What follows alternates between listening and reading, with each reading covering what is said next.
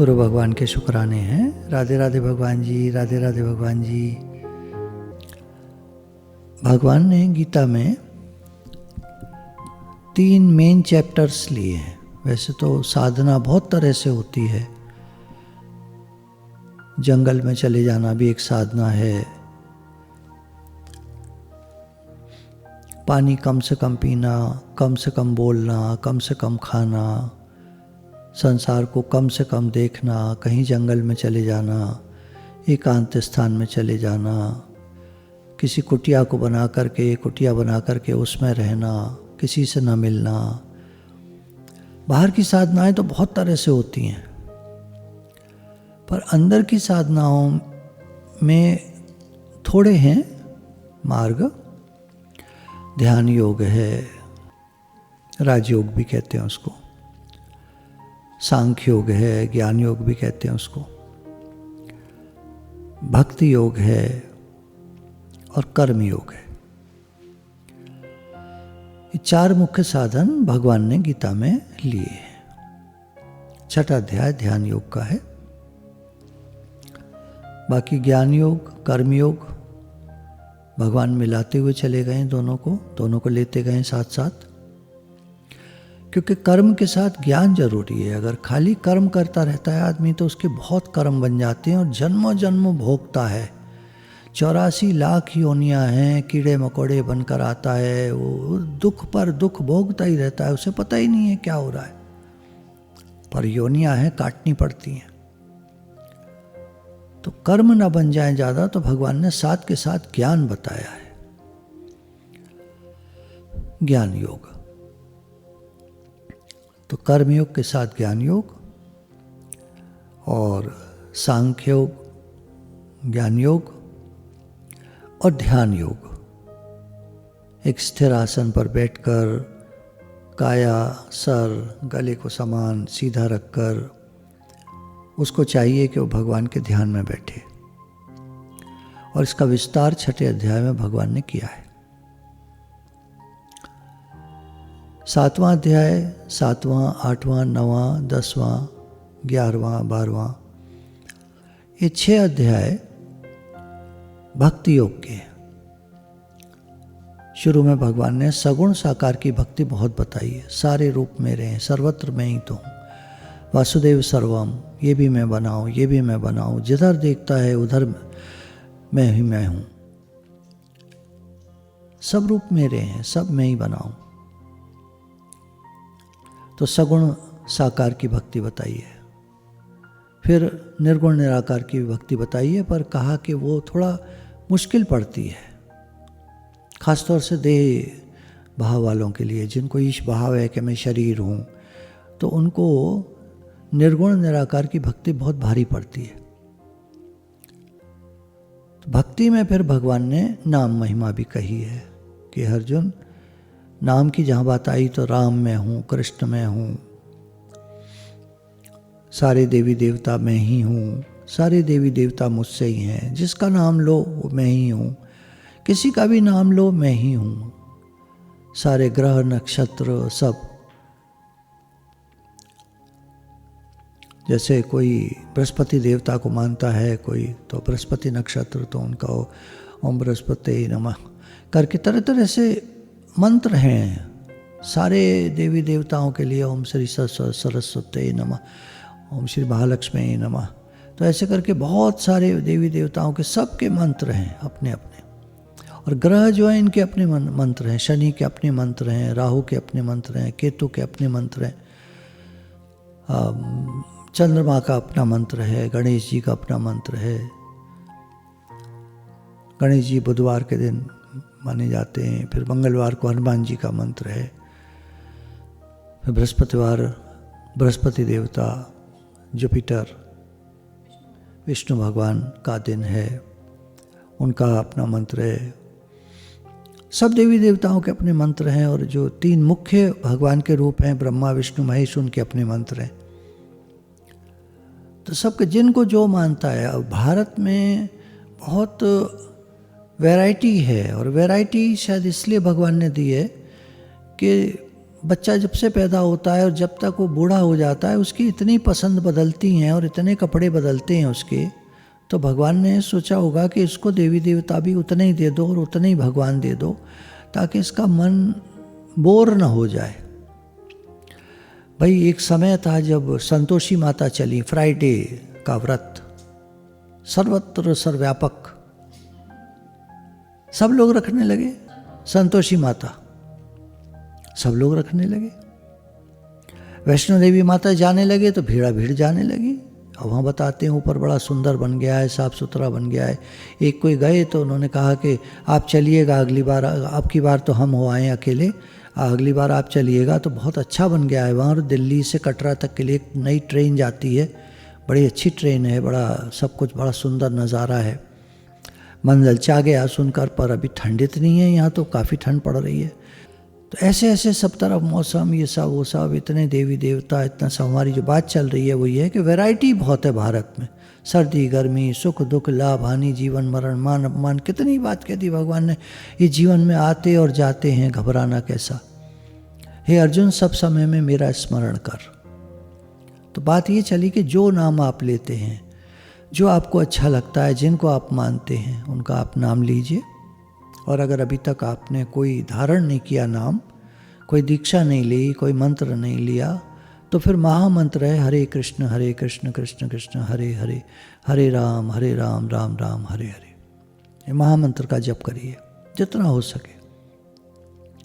और बाकी समय में जब आपको लगे कि कोई दुख तकलीफ़, कोई समस्या, कोई बीमारी, कोई ये कोई वो, तो हे नाथ हे नाथ हे नाथ, मैं आपको भूलूँ नहीं, हे नाथ मैं आपका हूँ, आप मेरे। तो ऐसे करके पुकार, ये प्रार्थना है। कर्म योग में भगवान ने सेवा और प्रार्थना दो बताई। जो क्रिश्चियंस ने पकड़ी, वो उन्होंने दो चीज़ पकड़ी गीता में से। सेवा, हे अर्जुन तो निष्काम कर्म कर, हे अर्जुन सब समय में मेरा स्मरण कर, और निष्काम कर्म कर, कर्तव्य कर्म कर, कर्तव्य कर्म कर, निष्काम कर्म कर। तो ये सेवा है। सेवा से हमारा अभिमान गलता है, अहंकार गलता है, भगवान की याद आती है। भगवान हम तो आपकी सेवा कर रहे हैं, आपका संसार है, आपके घर में रहते हैं, आपके परिवार में रहते हैं, आपका दिया प्रसाद पाते हैं, आपके दिए जनों की सेवा करते हैं। आपने कारोबार दिया, आपने व्यापार दिया, आपने घर संसार सब कुछ आपने दिया, सब कुछ आपका है प्रभु, हम तो आपकी सेवा करते हैं। और साथ में प्रार्थना, हे नाथ मैं आपको भूलूं नहीं, हे मेरे नाथ मैं आपका हूँ, आप मेरे। सच्ची प्रार्थना तो यही है। फिर भगवान ने जब गीता आगे चली 16, 17, 18 अध्याय, तो सब तरह के दान, तप, साधनाएं, अनेक प्रकार की साधनाएं जो हमने शुरू किया था, जहाँ से कि अनेक प्रकार की साधनाएं होती हैं, अनेक प्रकार की साधनाएं। आंतरिक साधना भगवान ने मुख्य जो बताई, ध्यान योग, कर्म योग, भक्ति योग, ज्ञान योग, कर्मयोग, भक्ति योग, ध्यान योग, 4 मुख्य साधनाएं। आपको जो अच्छा लगता है आप उसको कर सकते हैं, एक को, दो को। जैसे भगवान ने कहा ज्ञानी भक्त मुझे अत्यंत प्रिय है, तो ज्ञान भी हो और भक्ति भी हो। ज्ञान, क्योंकि ज्ञान जो है हमको ना समता में रखता है। समत्व योग उच्यते, समता ही योग है। ज्ञान हमको समता में रखता है। ज्ञान से भावनाएं बहुत शुद्ध हो जाती हैं। जैसे आपने नाम जप की महिमा सुनी, उसी तरह से एक आता है विचारों की शुद्धि। ज्ञान हमको विचारों की शुद्धि सिखाता है। देखिए उदाहरण लेते, एक बार एक राजा जंगल में था, शिकार खेल रहा था, सिपाही अलग चले गए, वो अलग चला गया और भटक गया, रास्ता भूल गया। अब उसको समझ में ना आया मैं किधर जाऊँ, जंगल ही जंगल चारों तरफ। वहाँ एक अनार का बगीचा था। राजा को बड़ी प्यास लग रही थी, मरा जा रहा था प्यास के मारे। अनार का बगीचा देखते ही जान में जान आई। आवाज़ लगाई, भाई कोई किसान कोई है यहाँ पर, कोई है? तो एक किसान निकल कर आया। हुजूर सरकार, देखने में राजा लग रहे थे। बोला सरकार आप क्या राजा साहब हैं? बोला हाँ मैं राजा हूँ यहाँ का, इस देश का, और मुझे बड़ी प्यास लग रही है, मुझे पानी पिलाओ। सरकार पानी तो अभी रेट चल नहीं रहा, बैल चले गए हैं चरने को, तो पानी तो मैं आपको ताज़ा नहीं दे पाऊँगा, घड़े का रखा पुराना पानी है, आपको अच्छा नहीं लगेगा, मैं ताज़ा ताज़ा रस निकाल के आपको देता हूँ। तो अनार का रस निकाल करके 2 अनार तोड़े, फटाफट रस निकाल के ले आया कटोरा भर के, और राजा गटागट पी गया। बोले और देना जरा। बोला अभी लाता हूँ सरकार। तो और लेने के लिए जब किसान गया तो राजा के मन में आया, इतना बढ़िया बगीचा यहाँ पर, इतना सुंदर बगीचा इस जंगल में है, और इतने सारे अनार लदे हुए हैं, इतने सारे पेड़ हैं, हमने टैक्स नहीं लगाया कभी इस पर। ऐसा लगता है इस पर टैक्स नहीं लगा कभी, इस पर टैक्स लगाना चाहिए।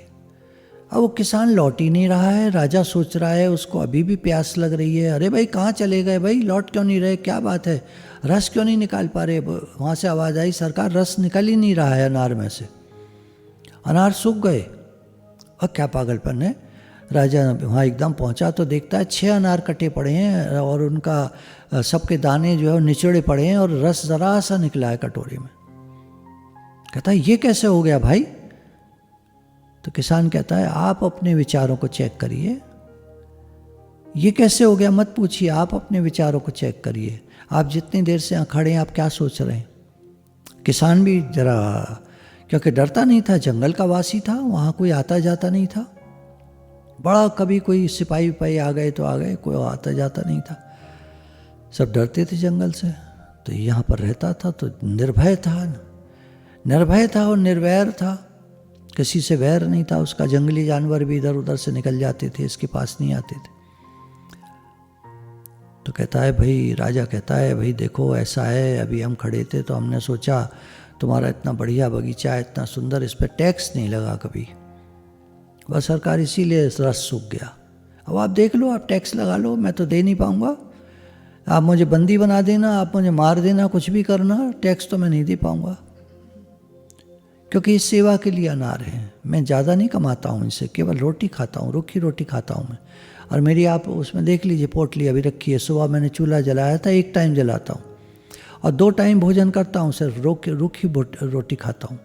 यहाँ कोई गाय नहीं, भैंस नहीं, मुझे दूध भी नहीं मिलता, मुझे घी भी नहीं मिलता, रूखी रोटी खाकर रहता हूँ मैं। कभी कभी यहाँ कुछ सब्जी पैदा कर लेता हूँ, बस इतना ही है, और मेरे पास कुछ ज़्यादा नहीं है। आप क्या टैक्स लगाएंगे मेरे ऊपर? बड़ा निर्भय। तो जो लोग सच्चे और ईमानदार होते हैं, देखिए ध्यान दीजिएगा, जो लोग सच्चे और ईमानदार होते हैं वो डरते नहीं है किसी से। सच्चे और ईमानदार, है ना, ईमानदारी बहुत ज़रूरी है। सच्चे तो बहुत सारे लोग होते हैं, सच बोलते हैं हम तो जी, किसी को चुभ जाए, किसी को लग जाए, कोई बुरा मान जाए, हम तो जी सच बोलते हैं।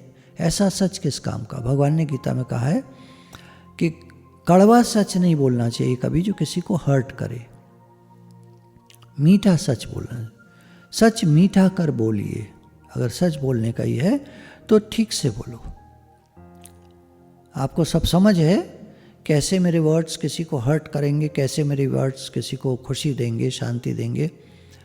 प्रेम से बोले गए शब्द भले ठीक है, अगर आपको कोई किसी की कोई बात बुरी लगी है, हर्ट की है उसकी कोई बात, किसी ने कुछ ऐसा किया जो आपको अच्छा नहीं लगा, कोई बात नहीं, आप बता सकते हैं उसको कि भाई आपकी ये बात अच्छी नहीं लगी हमें। तो विचार कहाँ तक ट्रैवल करते हैं? सारी प्रकृति में ट्रैवल करते हैं। गुरु ये बात कहते हैं कि तुम यहाँ सोचते हो, ऐसा कैसे होता है कि जब किसी लड़के की तबीयत खराब है अमेरिका में और भारत में माँ है, उसको क्यों एहसास हो जाता है मेरे बेटे की तबीयत खराब है? टेलीपैथी कहते हैं उसको। वहाँ के विचार यहाँ पहुँच जाते हैं, यहाँ के विचार वहाँ, वहाँ के विचार यहाँ। कभी भी किसी के मन में कोई गड़बड़ी होती है, आपको पता चल जाता है, आप भाव कैच कर लेते हैं।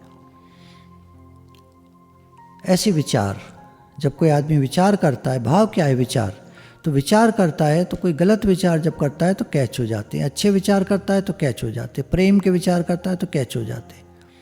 किसी काम से बहुत प्रेम है, वो बोले ना बोले हमको पता है उसका बहुत प्रेम है, चलिए, ये सारी भूमिका थी इस बात को बताने के लिए कि साधना अनेक प्रकार से होती है और अनेक प्रकार के साधक होते हैं। कोई कंपैरिजन कभी नहीं करना चाहिए, हम तो ये करते हैं तुम ये करते हो, ऐसा कभी नहीं बोलना चाहिए। जो जो करता है ठीक करता है। हर एक का अपना नाम होता है, अपना मंत्र होता है, अपना भाव होता है, अपनी सोच होती है, अपने कर्म होते हैं, अपना स्वभाव होता है, अपने संस्कार होते हैं, अपना प्रेम होता है। हर एक का अपना अपना होता है। नो कंपैरिजन, किसी से किसी का तुलना मत करिए। साधकों के विषय में अब जनरल बात अगर हम लें, सारे साधक, चाहे वो ज्ञान का है, चाहे वो भक्ति का है, चाहे वो वैराग्य वाला है, यानी कि ज्ञान वाला है, कर्मयोग के क्षेत्र वाला है, थोड़े थोड़े उनके जो भाव होते हैं वो मिलते जुलते हैं। जिसका मन एकाग्र हो, साधक पहला जो शर्त रखी उसका मन एकाग्र होना चाहिए। कल एक बात सुन रहे थे, एंड्रयू कार्नेगी एक 1900 के आसपास एक व्यक्ति हुआ है, वो स्टील का राजा कहा जाता था। उसने लोहा लेता था भारत से और उसकी स्टील बनाता था अमेरिका में। स्टील बना करके वो राजा बन गया एक तरह से, इतना पैसा कमा लिया उसने। सरकार को संदेह हुआ, सरकार ने उसके पीछे लोग लगा दिए, इनकम टैक्स की रेड हुई, ढूंढा गया, कुछ नहीं, गड़बड़ी मिली, सच्चा पाया गया। पूछा भाई आप इतने अमीर कैसे हो गए? तो उसने कहा मेरे पीछे के 50 साल देखो, ये कोई कंप्यूटर का ज़माना तो है नहीं कि मैंने उंगलियां चलाई और मैं पैसे वाला हो गया। मेहनत की है मैंने, मेहनत से मैं बना हूं। तो बहुत ज़्यादा मेहनत करके उसने वो पैसा कमाया था। लोगों को संदेह होता है, ये कैसे ये कैसे ये कैसे। कोई बात नहीं, जब आप सच्चे हैं तो कोई पकड़ नहीं सकता। सच्चा होना चाहिए, ईमानदार होना चाहिए। तो उससे वो लोग कहते हैं इनकम टैक्स वाले, एक बात बताइए, आप इतना ज़्यादा होशियार कैसे हैं? आपने इतनी मेहनत की है, इतनी मेहनत करना पहले तो, और फिर इतनी नॉलेज होना, इतनी जानकारी होना स्टील के बारे में, और इतना ज़्यादा आपकी एकाग्रता से आप काम करते हैं, तो इतने महान आप बन गए, इतना पैसा आपने कमा लिया, ये कैसे हुआ? तो कहते हैं देखिए एक काम करते हैं, हम लोग बैठ जाते हैं। 4 जने वो थे और एक ये थे। इन्होंने कहा बैठ जाते हैं, ये एक टेबल है और बीच में एक सुंदर सा फ्लावर वास छोटा सा रखा हुआ था, छोटे साइज का। तो कहते हैं इस पर ध्यान एकाग्र करिए 5 मिनट के लिए, आप भी करिए मैं भी करता हूँ। तो एंड्रयू कार्नेगी बैठ करके उस फ्लावर वास को देखने लगे और देखते रहे 5 मिनट तक। और वो जो 4 लोग थे उन्होंने 5 मिनट के बाद कहा हम तो 1 सेकंड भी ध्यान एकाग्र नहीं कर पाए इसके ऊपर, हमारा मन तो भागता रहा चारों तरफ, क्या क्यों, आगे जाना है, अब फिर वहाँ जाना है, अब ये करना है, अब ऐसे अब वैसे, हमारा मन तो लगातार भागता रहा। और हम आपको देख रहे थे, आप लगातार बस फ्लावर की तरफ शांत भाव से देख रहे थे। समता ही योग है।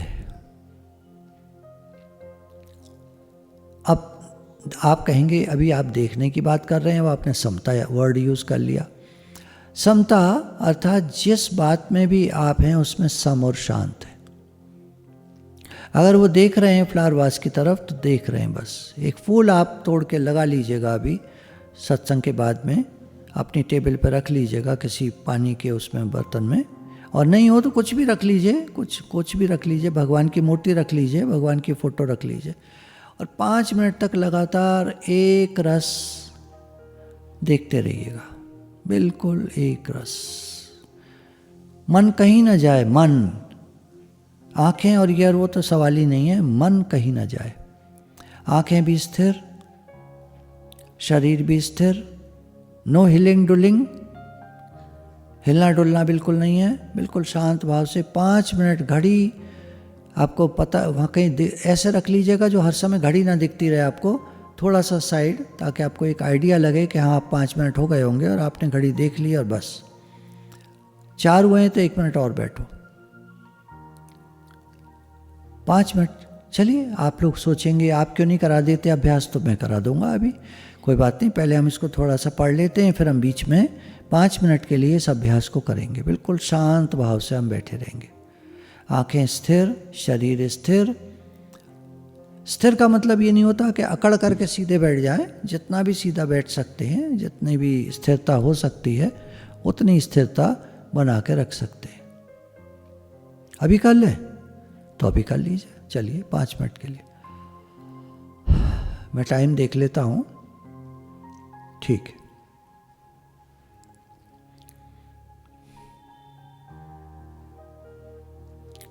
पलकें अगर झपकती हैं आपकी तो कोई बात नहीं, नेचुरल वो है, इसको रोकना नहीं है।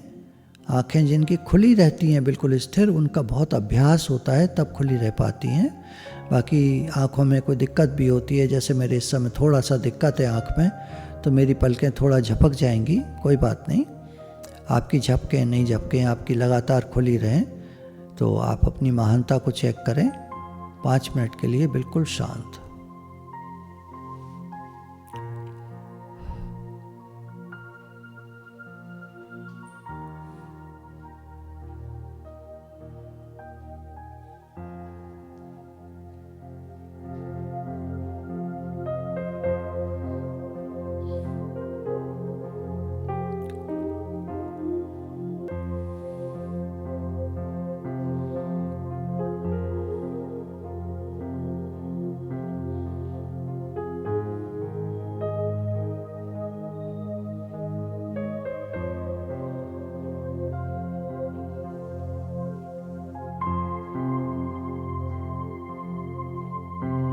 अगर आपने आंखें बंद कर ली हैं तो बिल्कुल जाग कर बैठिएगा, पूरे होश में, मन नहीं चलना चाहिए, मन में कोई विचार ना आए।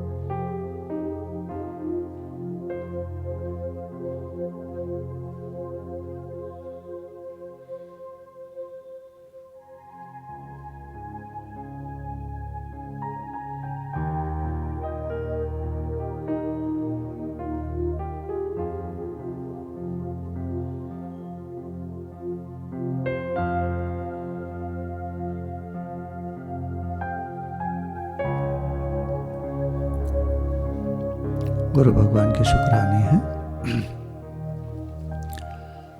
तो आप अगर अपने मन को देख पाए कितना चल रहा था, क्या क्या विचार आए या बहुत विचार आए, मन से मिल गए थे, ज़्यादा मन से मिल गए थे, मन ही मन में बहुत सारी बातें आ रही थीं, तो वो आप देख रहे होंगे, या आपको पता ही नहीं है क्या हुआ 5 मिनट। अब जब मैंने कहा राधे राधे भगवान जी, तो फिर आपको एकदम होश आया। ये भी हो सकता है आप जाग कर बैठे रहे हों, हो सकता है आपको एक भी विचार ना आया हो। तो हर एक की अलग अलग बात है, कोई बात नहीं। हम सब, ये जीवन एक राह है, एक रास्ता है, हम सब इस पर चल रहे हैं। कोई थोड़ा आगे है, कोई थोड़ा पीछे है, बस इतना फ़र्क है। तो कोई बात नहीं है, कोई कंपैरिजन नहीं है इसमें, कोई तुलना नहीं है, कोई आक्षेप नहीं है, कोई विरोध नहीं है, कोई समस्या नहीं है, कोई प्रॉब्लम नहीं है, कोई बात नहीं। आप बस अपनी तरफ देखें, किसी से पूछें तुम्हारा क्या रहा। यहाँ कोई वो बच्चे नहीं हैं हम लोग जो एग्ज़ाम में पूछे तेरा कैसा हुआ पेपर, नहीं। आप जैसे भी हैं, जो भी हैं, नाउ अब आज से थोड़ा इम्प्रूव करना है, 1% और अच्छा, 1% और अच्छा। अगली बार ध्यान में बैठें तो 1% और अच्छा। और अगर आपको लगता है कि ध्यान में मन चलने लगता है तो फिर एक चीज़ है, नाम लेने लगिए भगवान का। मंत्र जप आराम आराम से करते रहिए। ऐसे करिए कि आपका पूरा होश बना रहे, मन से मिल मत जाइएगा। नाम तो चल रहा है एक मन में और एक मन कहीं का कहीं चला गया, ऐसे नहीं, पूरा जाग कर रहना है और नाम भी चलता रहे। साधक के विषयों में आसक्ति नहीं होनी चाहिए। विषय क्या होते हैं? शब्द, स्पर्श, रूप, रस, गंध। आपको बताते ही रहते हैं शब्द क्या है, मान अपमान का चक्कर। मुझसे ये कह दिया, फलाने ने ये कह दिया, फलाने से ये बात हो गई, झगड़ा हो गया, हमारा तो झगड़ा हो गया, हमारे, ये सब शब्द के चक्कर हैं। कोई झगड़ा वगड़ा नहीं होता, सब ठीक है, कोई बुरा नहीं है भले मन के वास्ते। अगर आप सच्चे हैं, प्रेमी हैं, कोई झगड़ा वगड़ा नहीं होता। कुछ बात हो गई, बात खत्म हो गई, फिर आप सॉरी बोल दो, फिर आप जाके प्रेम से मिल लो, फिर आप बैठो घर में, फिर चाय पिलाओ, ये लाओ वो लाओ, कह दीजिए। फिर वो लड़ ले तो उसके मन में कुछ रह गया तो लड़ लेने दीजिए। आज हम चुप करके बैठेंगे, आज हम तुम्हारी बात सुनेंगे, जो तुम्हें कहना है कह लो, अब बराबर का हो जाएगा। अगर आप फिर बोल गए, आज फिर आप लड़ लिए, तो फिर बात बिगड़ जाएगी। तो बात बराबर की हो जाए तो आज आप सुन लीजिए। घर में भी होता है ना, झगड़ा कब नहीं होता? जब एक बोलता है और दूसरा सुन लेता है। और अगर दूसरा भी बोलता है, थोड़ा बहुत बोलता है, अपनी बात को कहना चाहता है, तो ठीक है, बात को कहता है। पहला वाला झगड़ता है, जोर जोर से भी बोलता है, दूसरा वाला शांत भाव से बोलता है, झगड़ा खत्म हो जाता है। खत्म करना है ना झगड़ा, बढ़ाना नहीं है। क्योंकि दुनिया में प्रेम से चलना है, में सब रूप में भगवान है, सब रूप में भगवान है। तुलसी इस संसार में सबसे मिलिए धाय, ना जाने किस रूप में नारायण मिल जाए। मतलब हर रूप में नारायण है, तो सबसे मिलिए धाय, सबसे प्रेम से मिलो, खुश होके मिलो। तो विषयों में आसक्ति ना हो, मुझसे ऐसे ना बोले, मुझसे वैसे ना बोले, मुझसे ये हो, मुझसे वो।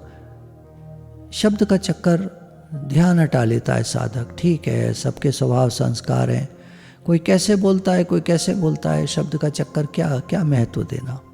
एक बार एक गुरुजी ने कहा, तुमको, एक शिष्य ने कहा, मुझे शब्द बहुत लगते हैं, मुझे मान अपमान बहुत लग जाता है, और मान इतना नहीं लगता, अपमान बहुत ज़्यादा लग जाता है। कोई जरा कुछ कह दे मुझे बुरा लग जाता है।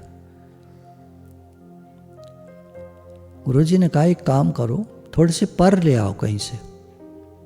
ले आया, बोला इनको अब ऐसा करना, अब जाओगे ना तो रास्ते में कहीं कहीं डालते हुए जाना, एक पर इधर, एक पर इधर, एक पर इधर, एक पर इधर। चिड़ियों के जो पर होते हैं छोटे छोटे, डालते हुए जाना। डालता हो गया।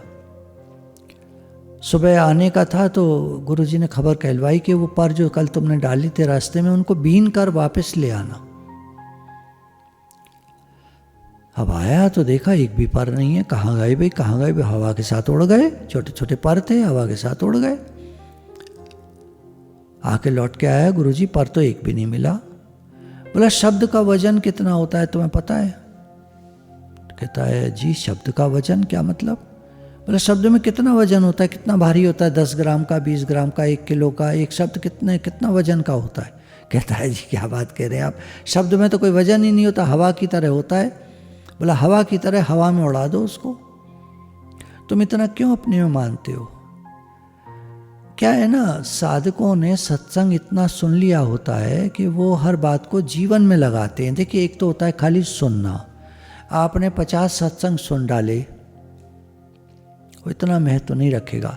आपने एक सत्संग सुना, पहले उसके पॉइंट्स नोट करे और उसको जीवन में उतारने में बहुत टाइम लगता है। तो फिर एक पे मत अटक जाइएगा, थोड़ा सा आपने देखा मैं इसमें से 2 बातें अपने जीवन में ला सकता हूँ, ठीक है अब आगे चलो, अब दूसरा सत्संग सुनो। फिर लिखा, पॉइंट्स लिखे, अच्छा आज ये बातें मेन थी, 4 बातें मेन है, अब इसमें से मैं तो एक ही लगा पाऊँगा, अभी मेरे बस का नहीं है मैं इन 3 बातों को और लगा। तो कोई बात नहीं, वो एक बात आज हमने मेहनत करी अपने साथ। कल फिर एक सत्संग सुना, पॉइंट्स नोट करे, अब आज क्या? बोला आज तो एक भी नहीं लगेगी जीवन में। कोई बात नहीं, आज आप पिछली 3 बातें, 2 परसों की और 1 कल की, 3 बातों का अभ्यास करो फिर से आज। ठीक है, सब ठीक है, सब ठीक लग रहा है, चौथे दिन फिर आपने सत्संग सुना, एक सुना, हाँ आज 2 बातें चली और दोनों लगा सकता हूँ मैं, अब 5 बातें हो गई आपके पास। आप देखिए साल भर में कितनी तरक्की हो जाएगी आपकी। और ऐसा नहीं है गिरते हैं शाही सवार मैदानी जंग में, ये मैदानी जंग है संसार, मैदानी जंग, लड़ाई का क्षेत्र, कुरुक्षेत्र। तभी भगवान ने गीता में शुरू करते ही कहा, पहला श्लोक आप देखिएगा, धर्म क्षेत्रे कुरुक्षेत्रे। ये धर्म क्षेत्र भी है संसार और कुरुक्षेत्र भी है, यहाँ बुरे लोग भी हैं और अच्छे लोग भी हैं। धर्म क्षेत्र भी है और कुरुक्षेत्र भी है। कुरुक्षेत्र बुरे लोग जहाँ हों, धर्म क्षेत्र जहाँ अच्छे लोग हों, तो दोनों है इस संसार, दोनों लोग हैं इस संसार में। तो आपको कैसे डील करना है उनसे। तो अब हम रोज गिर जाते हैं, गिर जाते मतलब गिर जाना उसको कहते हैं कि बात हमने सोची थी कि भाई ये जना जब बोलेगा ना तो हम मौन रहेंगे, ये हम सोच कर हमने रखा हुआ था। पर वो आया जब बोलने लगा तो हम भी पटर पटर बोलने लगे तो गिर गए, मतलब गिर, ये इसको कहते हैं गिर गए। मान लीजिए हमने सोचा था आज पूरे दिन हम मौन का अभ्यास करेंगे या नाम जप करेंगे आज पूरा दिन, और 4 बातें ऐसी हुई कि हम बिल्कुल भूल गए नाम जप, बहुत थोड़ा ही कर पाए तो ये गिर गए। कोई कारण परिस्थिति आई हम उसके साथ बह गए, गिर गए। इसको गिरना कहते हैं। ज्ञान की राह में गिरना क्या होता है, जब हम विषयों से मिल जाते हैं तो अब गिर गए। शब्द का, स्पर्श का, रूप का, रस का, गंध का। स्पर्श का क्या होता है, ठंडा गरम। ठंडा गरम एक तो बाहर है और एक अंदर होता है, ठंडा गरम, है ना। गरम गरम चाय पिएंगे, ठंड हो रही, तो पीकर आए थे, बैठे थे। आज तबीयत थोड़ी नासाज थी। नासाज जानते हैं, उर्दू का वर्ड है। नासाज मतलब थोड़ा ठीक नहीं थी, ठंड लग गई थी 2 दिन, जरा बाहर चले गए थे सब्जी वब्जी लेने, सब्जी वाले आए थे तो थोड़ा वो ठंडी ठंडी सब्जी छुई तो वो ठंड लग गई, है ना। तो ये क्या है, स्पर्श का विषय, सर्दी गर्मी। अब लग गई, शरीर को लग गई। मैं अपने में न मानूं, मैं तो आत्मा हूं, शरीर नहीं हूं, तो अपने में नहीं मानूं, ठीक है लग गई, 2 दिन रेस्ट कर लो, कुछ गरम गरम पी लेंगे, थोड़ा काढ़ा वाड़ा पी लेंगे, थोड़ा भाप वगैरह ले लेंगे। यही है आजकल जिसको ठंड लग रही है उसके लिए सबसे बढ़िया इलाज है, 2 इलाज हैं। काढ़ा पियो दिन में 3 बार, चाय पी लो दिन में 1-2 बार, और भाप ले लो, स्टीम ले लो, सुबह और रात को 2 ही बार, ज़्यादा नहीं। स्टीम खुश्की कर जाएगी। बाकी भोजन में थोड़ा अदरक डलवा लीजिए, भोजन में, चाय में मत डलवाइएगा अदरक। चाय में अदरक कभी नहीं डालनी चाहिए, खुश्की करती है, लोगों को कॉन्स्टिपेशन हो जाता है, एसिडिटी करती है बहुत ज़्यादा। चाय में अदरक नहीं डालते हैं कभी। चाय प्लेन चाय पीजिए, चाय का मतलब चाय होता है। हाँ मन करे कोई, कुछ लोग हरी इलायची छोटी वाली जो होती है थोड़ी सी डाल लेते हैं, उससे स्वाद बढ़िया आता है, वो उनकी बात है। कोई लोग दालचीनी थोड़ी सी डाल लेते हैं, कोई लोग लौंग, काली मिर्च जरा सी डाल, मसाले वाली चाय बोलते हैं ना, मसाले वाली चाय पीते हैं, पर वो ना ज़्यादा गर्म होती है और ज़्यादा स्ट्रांग होती है। मैं तो नहीं पी पाता, मैं तो प्लेन चाय चाहिए, चाय पत्ती, दूध, पानी, बस, और कुछ नहीं उसमें। दूध पानी पहले उबाल लेते हैं, तब उसमें चाय पत्ती डालते हैं, पहले से नहीं डालते। और उबाल करके थोड़ा बंद कर देते हैं, सिम कर देते हैं, 2 मिनट घड़ी से देखकर 2-3 मिनट रखी रहती है, फिर उसको एक उबाल देकर छान लेते हैं। पकाते नहीं हैं चाय को।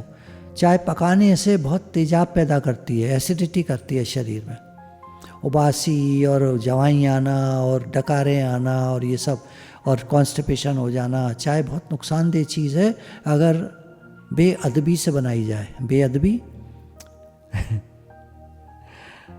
जहाँ अदब ना हो, जहाँ कायदा ना हो, जहाँ तरीका ना हो, जहाँ तमीज़ ना हो, जहाँ तहजीब ना हो, जहाँ लायकियत ना हो, जहाँ काबिलियत ना हो, बहुत सारे वर्ड्स आ गए ना। तो चाय चाय की तरह पीनी चाहिए। चाय चाय चाय चाय चाय चाय चाय चाय चाय की तरह पीनी चाहिए, उसको वाय नहीं बना देना चाहिए। चाय शाय, शाय तो वो अलग चीज़। आप बिस्कुट खाइए, साथ में मूंगफली खाइए, चना खाइए, मुरमुरा खाइए। मैं तो थोड़ा सा चना भुनवा लेता हूँ, ये जो भुना हुआ चना आता है छिलके वाला, बिना छिलके वाला नहीं, छिलके वाला, वो पेट के लिए फ़ायदा करता है, उसमें प्रोटीन भी होता है, फ़ायदा भी करता है। थोड़ा सा चना, थोड़े से 2 चम्मच चना, थोड़ा सा मुरमुरा भुन जाता है, अच्छा लगता है, और 2-4 मूंगफली, 2-4 या 4-6 या इस तरह छिली हुई थोड़ी सी मूंगफली, बस इतना बहुत होता है।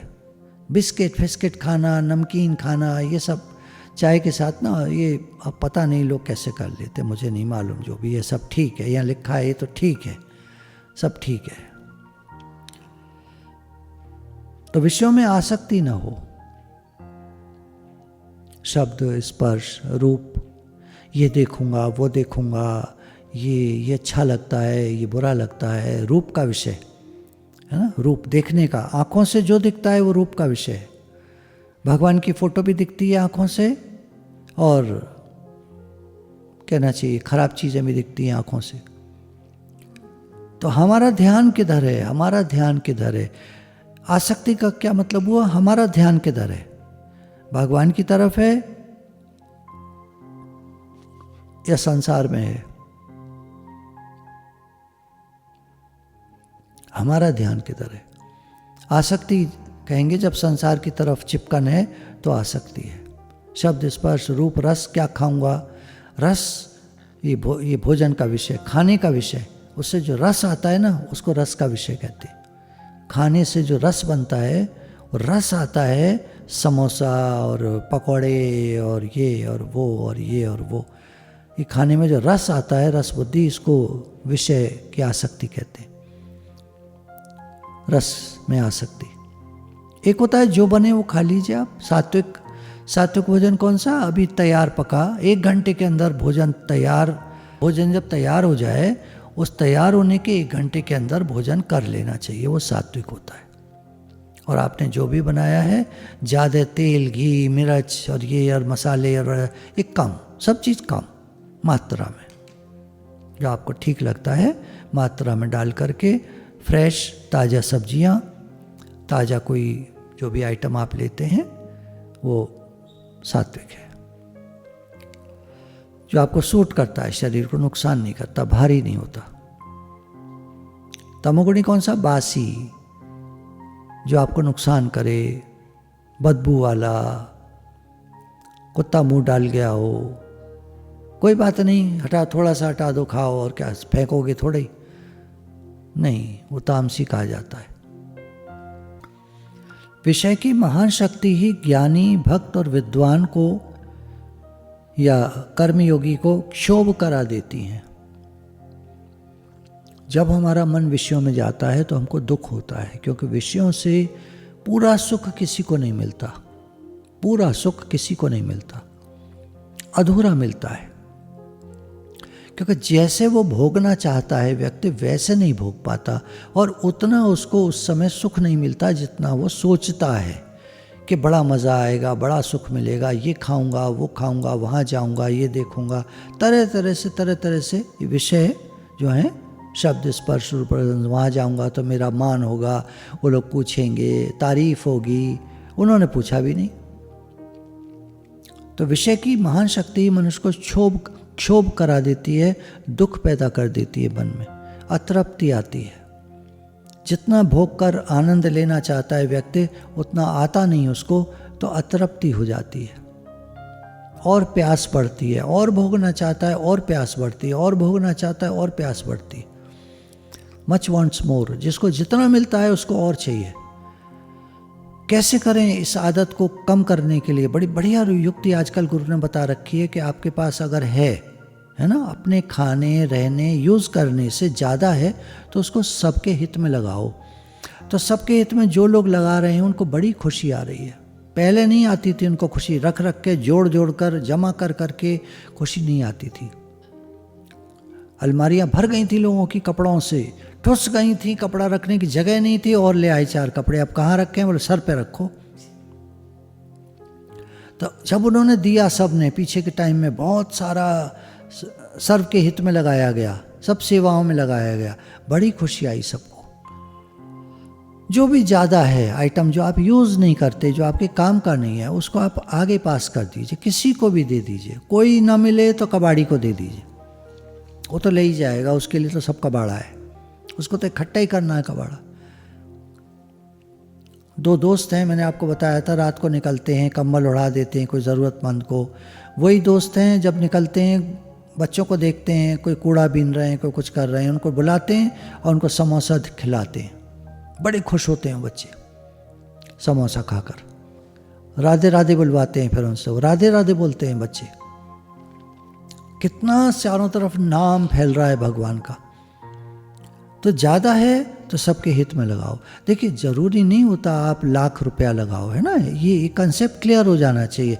आपने किसी बच्चे को जो लालायत नज़रों से दुकान की तरफ देख रहा था, एक समोसा खिला दिया, बस हो गया। 10 रुपये का आपका समोसा, 12 रुपये का समोसा, 15 रुपये का समोसा, उसने खाया, बच्चे ने, उसको तृप्ति आई, खुश हुआ, कितना अच्छा लगता है। टॉफ़ी की दुकान है, चॉकलेट की दुकान है, आप 5 रुपये की चॉकलेट तो खैर नहीं खिलानी चाहिए बच्चों को, टॉफ़ी देना ठीक है, टॉफ़ी लेकर दी, कितना खुशी आती है। और कोई आइटम जो वो चाहता है, आपने पूछा क्या लोगे, तो उसने कहा मुझे एक पेंसिल चाहिए, मैं लिखना चाहता हूँ।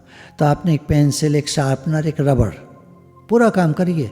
एक पेंसिल, एक शार्पनर, एक रबड़, 3 आइटम मान लीजिए 15 रुपये के हुए या 20 रुपये के हुए, आपने जाकर उसको दिए, कितनी खुशी आएगी।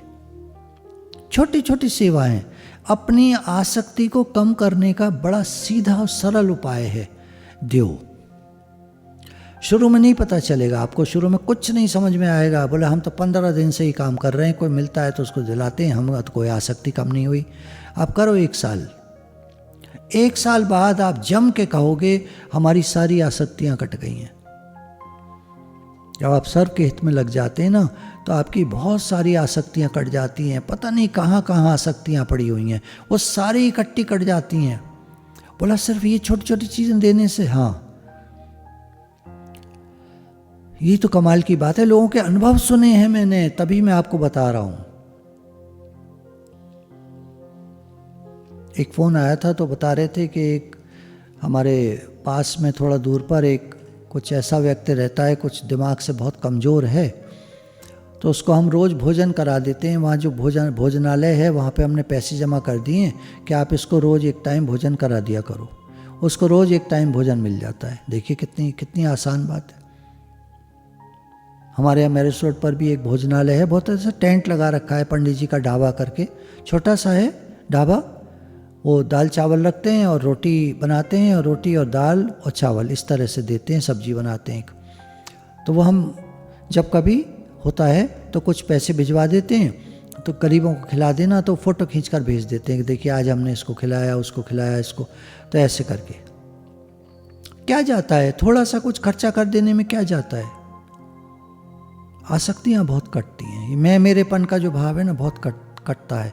ये जो मेरी चीज़ है, मेरा पैसा है, मेरा घर है, मेरा परिवार है, ये बहुत कटता है।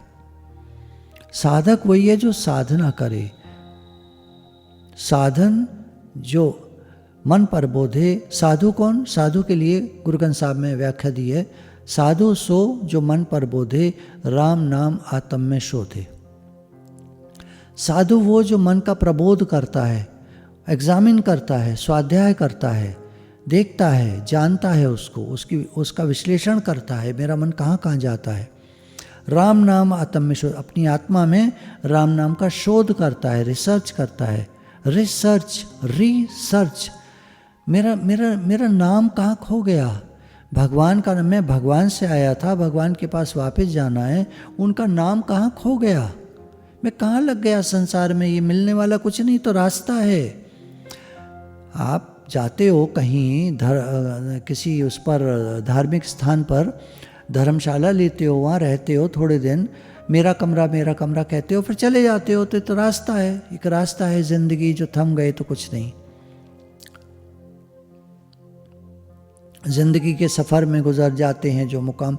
कई सारे गाने पिक्चरों में बने हुए हैं कि जीवन एक रास्ता है, ये हरियाली और ये रास्ता, बड़ा पुराना गाना है। ये पर्वतों के दायरे, रास्ते, ये हसीन वादियाँ प्रेम से भरी, ये पुकार पुकार के कह रही हैं तू भरी। और रास्ते में चलते जाते, पहाड़ों पर, पगडंडियों पर चलते जाते हैं, सब रास्ते हैं। शहर के भी रास्ते होते हैं, पहाड़ों के भी रास्ते होते हैं, सब रास्ते हैं। मंजिल नहीं है यहाँ पर, मंजिल हमारी भगवान है, हम सब की मंजिल भगवान है। तो गुरु भगवान के शुक्राने हैं, गुरु के सानिध्य में रह करके हमको सारी समझ मिलती है।